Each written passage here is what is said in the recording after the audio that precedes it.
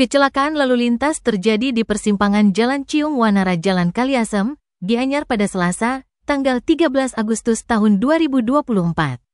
Kecelakaan itu melibatkan sepeda motor Yamaha NMAX dengan Suzuki Karimun. Akibat kecelakaan itu, pengendara sepeda motor dan pengemudi mobil mengalami luka-luka. Pengendara sepeda motor NMAX diketahui bernama I. Nyoman Adi Darmayuda. Ia mengalami luka serius, termasuk patah lengan kanan dan beberapa luka terbuka. Adi dilarikan ke RSU Sanjiwani, Gianyar. Sementara pengemudi Suzuki Karimun bernama Aang Ngurah Sucipta mengalami luka ringan. Menurut sejumlah saksi, kecelakaan terjadi ketika mobil yang melaju ke arah timur di Jalan Manik gagal memberikan jalan kepada sepeda motor. Sepeda motor yang dikendarai Adi Darmayuda tersebut datang dari utara di Jalan Ciung Wanara. Benturan tersebut menyebabkan sepeda motor terpental dan pengendara terlempar ke jalan.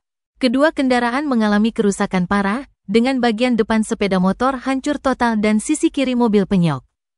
Total kerugian akibat kejadian tersebut diperkirakan mencapai sekitar 5 juta rupiah.